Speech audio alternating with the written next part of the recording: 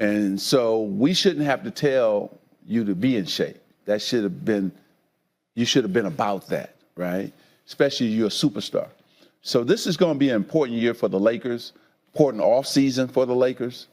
And we have got to get better and look at the championship. Molly, always look at the finals. It's going to tell you what you have to do in the offseason.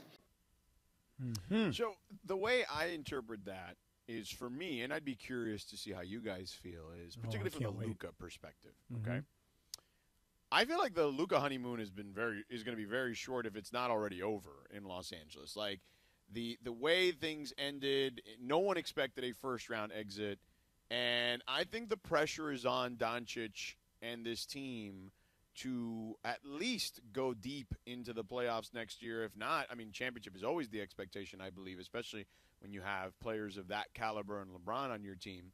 So I think the honeymoon is kind of over for Luka Dončić. Here's my interpretation. Magic just said the Lakers are fat, old, slow, and their general manager better get them a better roster.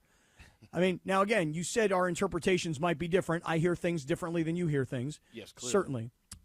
But think about that. You know, hey, look, everybody got to get in better shape. Luka's already heard that. Okay, check that box, okay? Slow. He kind of sounds like he's calling out Austin Reeves. I mean, at least that's just the way I heard it, okay? And then lastly, and maybe most importantly, he really calls out Rob Pelinka.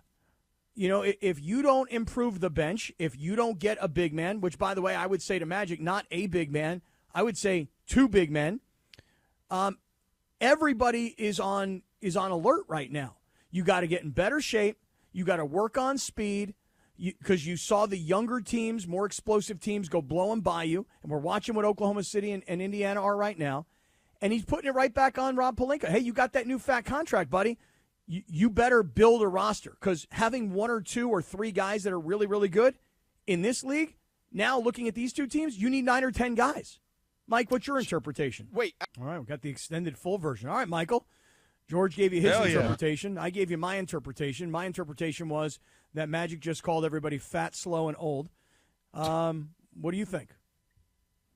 So Rob Pelinka and J.J. Redick, right, had their end-of-season press conference, and I think that Rob Pelinka W. They really hit on all of these points. Love Magic. I thought a lot of that was a pretty good summary, but the expectation of a championship is always there. They've said that. Luka, that's all that he wants. So I think everything is in alignment there. There's no worry to me. Nobody got called out. There's nothing like that they don't know.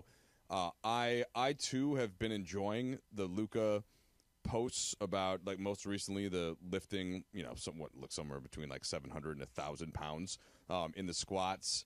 And I think that the biggest way that the Lakers can improve for next season is just to have Luka take a little jump back to what he was in his last full year in Dallas, which was 34 points per game, 10 assists, and about 9 rebounds. Now, he played a couple fewer minutes in this season as he was kind of being held on the minutes restriction, guys, when he came back from the calf injury, which of course kept him out for a lot of the time when he was traded, right? He was injured.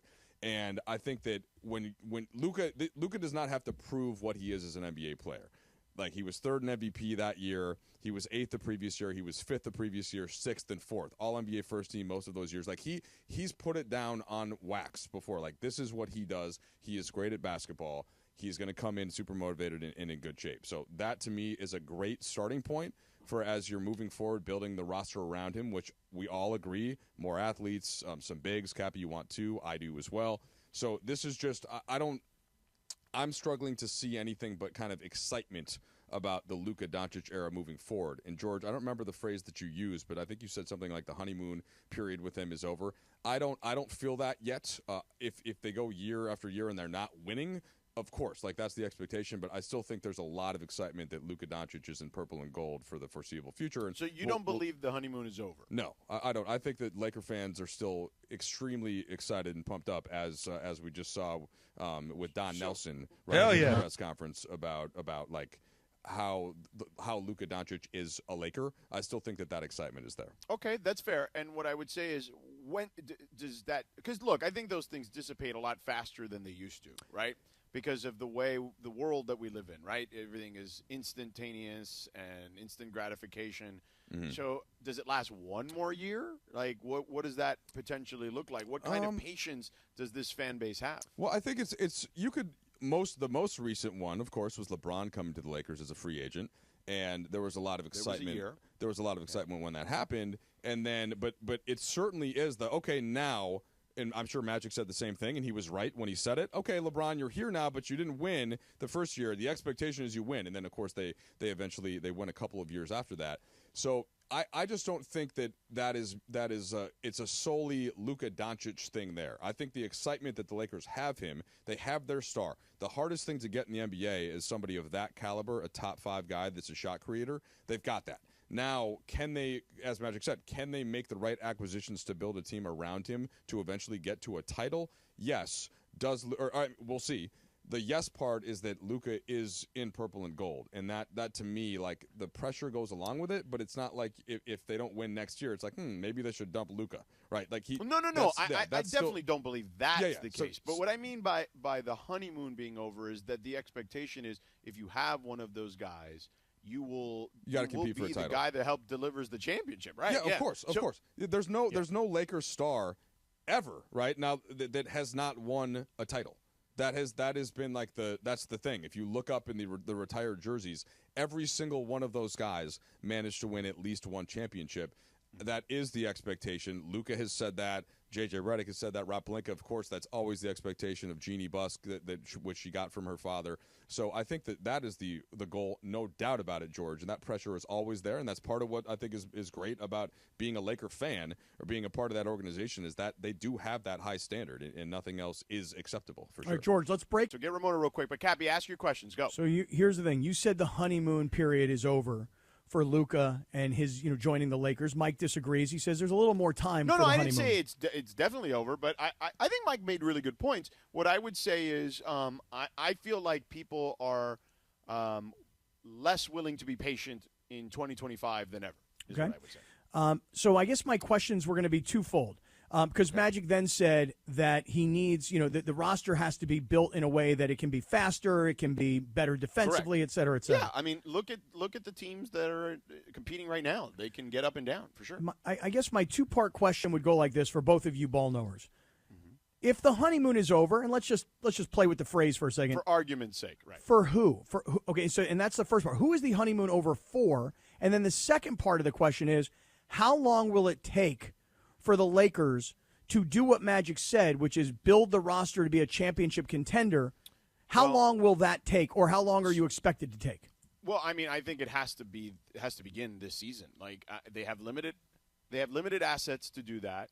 But I think you have to see a transformation this year because you cannot waste the last year that many people presume could be the last year of LeBron James as a partner, as a 1B to Luka Dončić being the 1A. Like, I don't think you should waste that opportunity.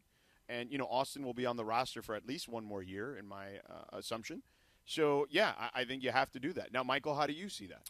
Well, Cappy, just in the back of your head, I do have a face tattoo follow-up for you, but we'll shelve that for now. Okay, shelve it. Write it down, though, so you don't forget it. Yeah, shelve it. Go ahead. Now, as for this part, I see this a bit like George just said, but almost in 2 parts. So part A is LeBron, and whether it's his final season or not, but just basically how do you maximize a roster around LeBron and Luka, and of course Austin Reeves would be the third guy right with that. And what kind of players do you have to put around them after what we've seen in the NBA playoffs this year, what we've seen from not just to Minnesota but to that next level, Indiana and OKC, with all the athleticism and the youth and the size and all that.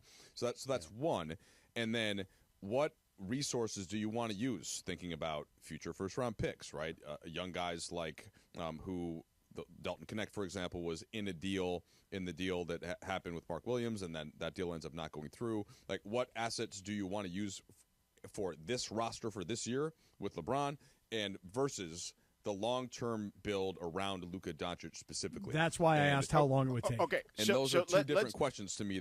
That's where it is. I do think that's tricky, right, to figure out exactly what the balance is there. It is a needle they have to thread. Now let's bring in Ramona because she has an Indianapolis question. But before that, Cappy, ask her the question that you asked me and Michael just a moment ago. Ramona, Magic Johnson, good to talk to you, first of all. Magic Johnson was saying that, expectations are championship and that Rob Pelinka's got to build the roster around it. So George was saying honeymoon, maybe people are going to get impatient. So if the honeymoon is over for the Luka, trade. For argument's sake. Right. Yes. Who is it over for, and how long does it take to rebuild the roster to make it championship competitive? That was a two-part question. What do you think? Okay, so I'm going to do this thing that they teach us actually, this is the advice I give to people when they're doing interviews, which is just answer the question that you want to answer and not necessarily even what you asked me. Classic Homo. Because to me, the biggest development of the Lakers offseason is how much weight Luka Dončić has lost. Mm-hmm. Oh, my God. Have you seen this man? That's where this all started, because Magic said that Luka heard JJ and said, hey, I got to get myself into real shape, and everybody else on the roster needs to do the same thing, because he essentially said they're slow and they're not good on defense. You guys, this is everything. There was this one summer. Do you guys remember when Nikola Jokic was kind of like used to get back injuries and hamstring things because he was a little overweight too. And then he trimmed down. And he went, and it was a COVID summer. It was I don't know if it was summer. It was just a COVID year, whatever. And there was this photo of him in Serbia, and we were like, "Whoa, I'm sorry, who is that again? Is that Jokic?" Like, he looked like Djokovic, right? The tennis player. Like, he looked like he had lost like half his body weight. And it turns out that he had decided, okay, it's time for me to get in shape. They had lost a 7-game series to Portland. He tired out the 7th game, and he said, I'm never going to let that happen again. He committed himself to fitness, and it was real. And he came back with, like, abs, right? Like, and I've always said whenever Luka gets that moment where it comes from within and not just because people fat shamed him or whatever it is, like, then that's when it's going to be real. And I can't wait to see what he looks like on the court next year. Okay, real quick follow-up, because I want to hear about what your problems in Indianapolis. How long, because Magic says they got to build a roster, how long does it take? Is it can they do it from last year to this year and be competitive against a team like Oklahoma City or Minnesota for that matter? Or is this now no, it's going to take 2, 3, 4 years? Because I don't think anybody's got the patience for that. No, I think they can do it next year. I think it's just it's always a matter of health with them, right? Like, LeBron's older, old, whatever you want to say. He's, he had a remarkably healthy year, I think, for him. So does he come back? If this is his last year, I don't know if it is. He might go 2 years, but you have to kind of think this probably is the last year, depending on his contract. Yeah. So if he can stay healthy, I think they really need a training camp together. They need a whole year together to figure out how to play. Mm-hmm. And I what I'm going to be watching is to see how are they going to continue to try to build the team with LeBron and Luka as 1A and B, or are they going to shift things into this is Luka Dončić's team? Everything will be built for and around Luka, and LeBron will just fit in where he gets in. I mean, and I think it'll be the latter. Is that going to be a shift? Yeah, You do? I think it'll be the latter on that.